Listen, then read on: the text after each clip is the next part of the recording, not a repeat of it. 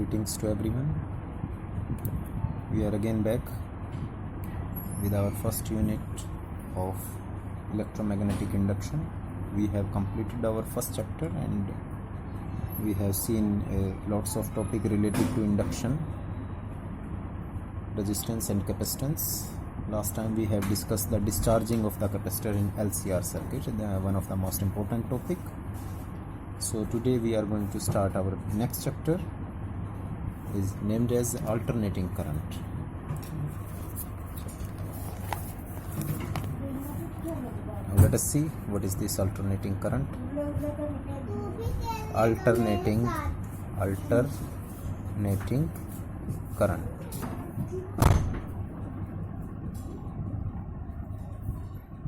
Short form we will write this as an AC, alternating current. Normally we will use the word AC for alternating current. घरों में भी normally जब भी हम बात करते हैं AC सिग्नल की बात करते हैं तो पहले थोड़ा सा बेसिक डिफरेंस देख लेते हैं कि ये अल्टरनेटिंग करंट और डायरेक्ट करंट DC होता क्या चीज़। जनरली अल्टरनेटिंग वर्ड का मतलब है कि जो वैल्यू चेंज करता रहे अपने।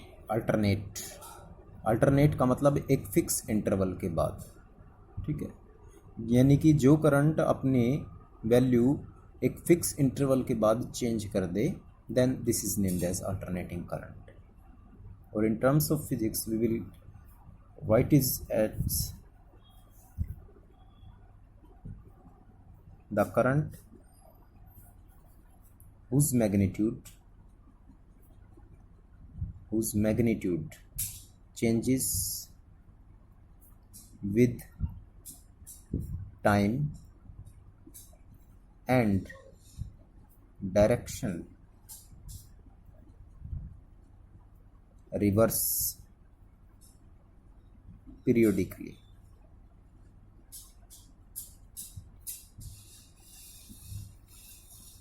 ठीक है, यानी कि वो करंट जिसका मैग्नीट्यूड तो टाइम के साथ साथ हर पॉइंट पर बदलता रहे लेकिन उसकी डायरेक्शन पीरियोडिकली रिवर्स हो जाए, that is known as alternating current. ठीक है, एक होता है हमारा direct current, that is the term for an AC alternating current के लिए हमने इसको लिखा है डायरेक्ट करंट। DC जिसको हम नॉर्मली बोल देते हैं, the current whose magnitude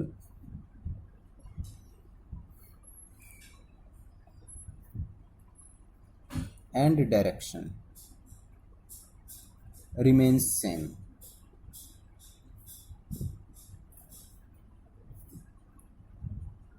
with time and period। Normally हम टाइम लिख सकते हैं इसका, ठीक है, यानी जिसका मैग्नीट्यूड टाइम के साथ चेंज ना हो। अगर डायरेक्शन की भी बात की जाए तो it is doesn't change with periodically, यानी उसकी डायरेक्शन भी पीरियडिकली चेंज नहीं होती। तो मैंने नॉर्मली लिख दिया the current whose magnitude and direction remains same with time. ठीक है, आप लिख सकते थे the current whose magnitude doesn't change with time and direction doesn't changes periodically.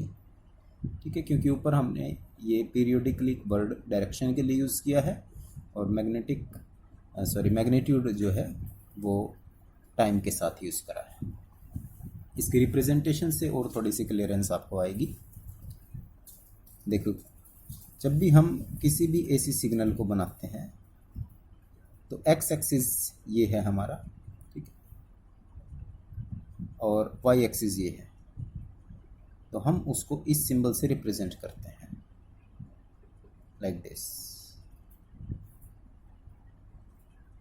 तो this term is just representing its magnitude, चाहे वो अपवर्ड में हो चाहे वो डाउनवर्ड डायरेक्शन में हो, this is magnitude. Now you can see from the definition whose magnitude changes with time. जैसे जैसे टाइम चेंज हो रहा है, यहाँ से यहाँ तक गए तो मैग्नीट्यूड इतना चेंज हो गया। जब आगे चले तो मैग्नीट्यूड इस तरफ चेंज हो गया, जब हम इस डायरेक्शन में गए अब ये यहाँ पर, चलो एक थोड़ा लेंथ वाइज थोड़ा बड़ा डायग्राम देखते हैं जिससे क्लियरेंस थोड़ी और ज़्यादा हो जाए। एक ही साइकिल बना रहे हैं हम इसमें, ठीक है। ये टाइम को रिप्रेजेंट कर रहा है एक तरीके से। तो इस टाइम पर इसका मैग्नीट्यूड लेट अस से इस पॉइंट से रिप्रेजेंट हो रहा है। इस पॉइंट पर ये मैग्नीट्यूड, इस पॉइंट पर ये मैग्नीट्यूड, इस पॉइंट पर ये, इस पॉइंट पर ये, इस पॉइंट पर ये, और हर पॉइंट पर आप देख सकते हैं कि magnitude is changing with time. ये मैग्नीट्यूड टाइम के साथ साथ चेंज हो रहा है। और जब यहाँ पर है तो ये टाइम, इस टाइम इसका मैग्नीट्यूड मैक्सिमम है, ठीक है। जब यहाँ पर है तो टाइम मैग्नीट्यूड मैक्सिमम, और जब ये यहाँ पर पहुँच गया तब ये दोबारा से ज़ीरो हो गया। फिर इसकी डायरेक्शन रिवर्स हो गई। यहाँ पर हम पॉजिटिव इसको लेकर के चल रहे हैं, यहाँ पर इसको नेगेटिव डायरेक्शन लेकर के चल रहे हैं। तो डेफिनेशन में magnitude changes with time, her point पर मैग्नीट्यूड लगातार चेंज हो रहा है। एक बार बढ़ रहा है, बढ़ रहा है, बढ़ रहा है मैक्सिमम, फिर घट रहा है, घट रहा है, घट रहा है, फिर zero. And direction reverse periodically, यहाँ से यहाँ तक, ज़ीरो से लेकर और यहाँ तक, इस टाइम के दौरान इसकी जो डायरेक्शन है वो पॉजिटिव है, ठीक है। लेकिन इस नेक्स्ट हाफ साइकिल में इसकी डायरेक्शन नेगेटिव ही रही। मैग्नीट्यूड यहाँ भी हर पॉइंट पर चेंज हो रहा है।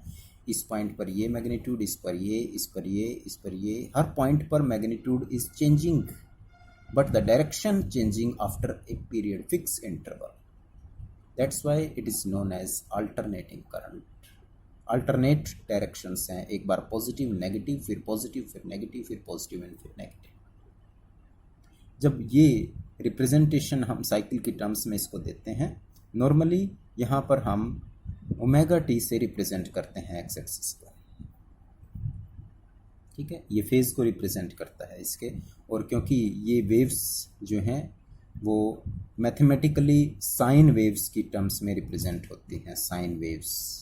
तो जब हम इस वेव को करंट का नाम दे रहे हैं तो इस करंट को हम एक इक्वेशन के थ्रू रिप्रेजेंट करते हैं, I is equal to I naught sine omega t, यानी this is the instantaneous value of an AC, instantaneous value of alternating current. अगर हमें लिखना हो मैथमेटिकली अल्टरनेटिंग करंट को in terms of equation, so we can write this I is equal to I naught sin omega t, ठीक है। Sign 0 0 होता है, 0 पर इसकी वैल्यू 0 है। जब साइन 90 होगा तो ये मैक्सिमम हो जाएगा, ठीक है। 0 से π/2 मैक्सिमम, फिर ये पाई हो गया तो फिर 0, फिर यहाँ पर 0 से 90 90, फिर 3π/2 एंड देन 2π। कंप्लीट हो गई साइकिल हमारी, 2π पर फिर दोबारा से 0 हो गया, ठीक है। तो this is the representation of the alternating current, और we can say instantaneous value of AC। ऐसे ही जरूरी नहीं है कि करंट 0 से ही स्टार्ट हो, करंट की वैल्यू 0 से स्टार्ट ना हो करके कुछ इस तरीके से भी रिप्रेजेंट हो सकती है, लाइक दिस।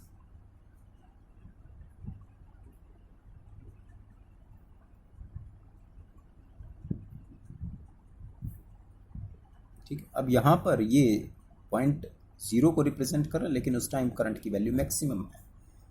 तो this wave becomes your cos wave, I is equal to I not cos omega t. This can also be representation of instantaneous value, यानी आप वेव को कहाँ से ले रहे हैं वही आपकी रिप्रेजेंटेशन हो जाएगी। अगर 0 से स्टार्ट कर रहे हैं तो वो साइन वेव की तरह रिप्रेजेंट होगा। अगर आपने वेव को यहाँ से छोड़ दिया और यहाँ से स्टार्ट कर दिया तो this is the representation of cos, because cos 0 is 1, ठीक है। कॉस 0 1, देन 90 0, उसके बाद फिर वैल्यू इसी तरीके से चेंज होती चली जाएगी। So instantaneous value of an alternating current can be represented in both the terms of sine and cos. ऐसे ही अगर हमें ईएमएफ को लिखना हो, ईएमएफ, तो करंट की जगह ई और E not sine omega t और E is equal to E not cos omega t. This is also known as instantaneous value of alternating EMF. ठीक है, alternating EMF, A is representing alternating. ठीक है, तो ये चीज़ ध्यान में रखने हैं कि दोनों ही टर्म्स, EMF भी हो सकता है आपका और करंट भी अल्टरनेटिंग की तरह रिप्रेजेंटेशन दे सकता है.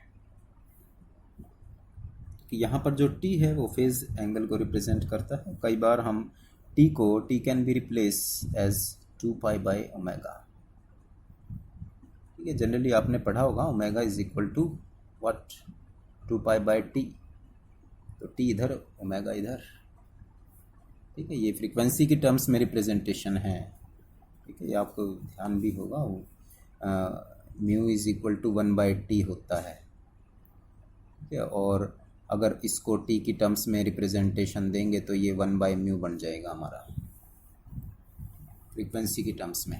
तो ये ओमेगा एक तरीके से फ्रीक्वेंसी है.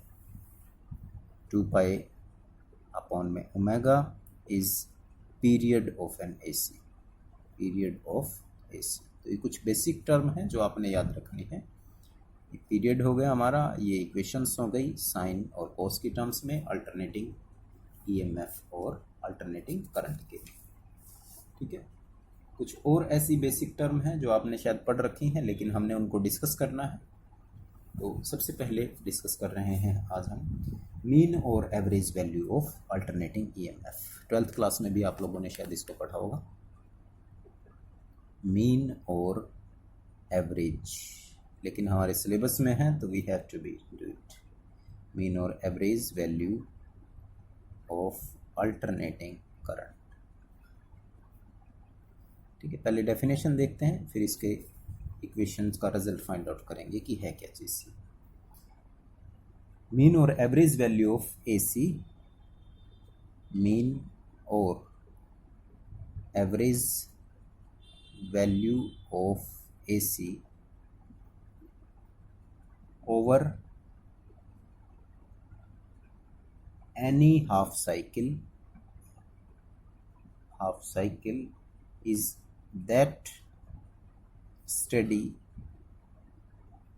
current, steady का मतलब DC current, which sends same amount of charge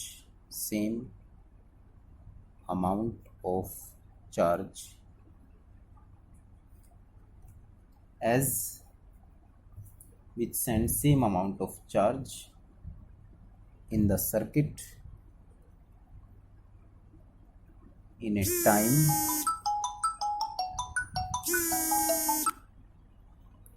time equal to half the time period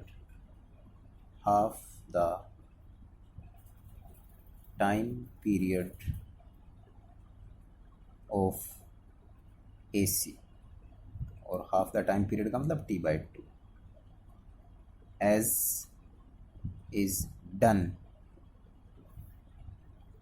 by alternating current through the same time in same circuit,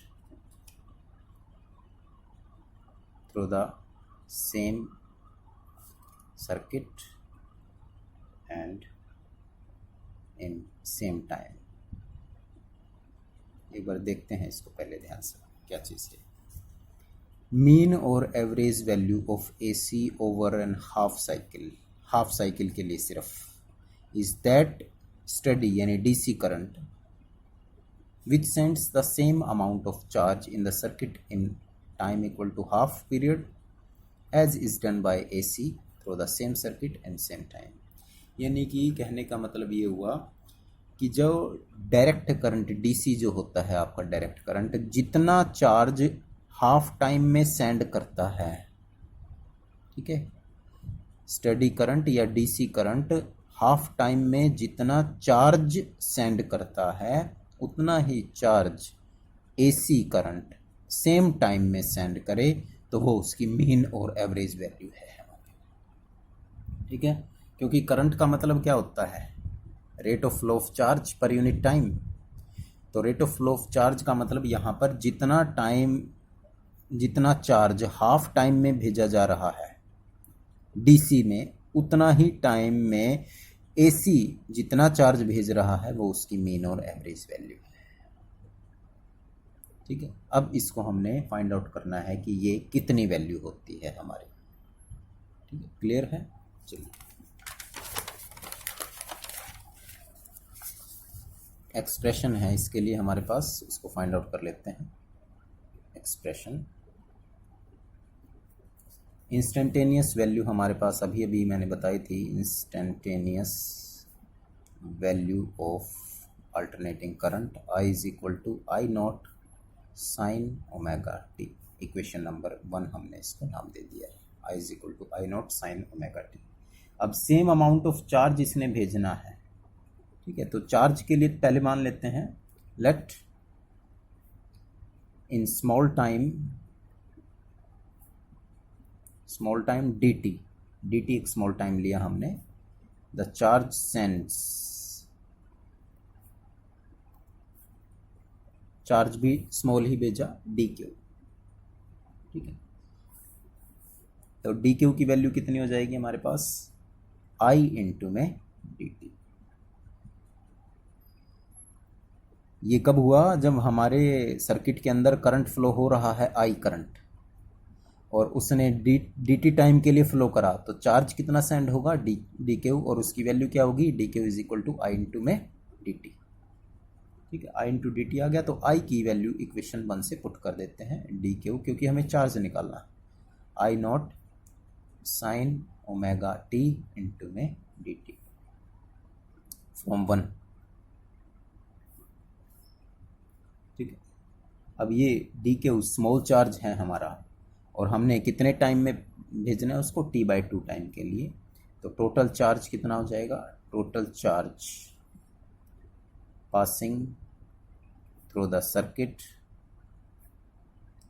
in time t/2, क्योंकि definition half time के लिए है कि half time में जितना charge भेजा जा सकता है। तो इसका इंटीग्रेशन करते हैं dq, तो यहाँ 0 से लेकर के t/2 टाइम में I naught sine omega t dt, ये वैल्यू आ गई हमारे पास।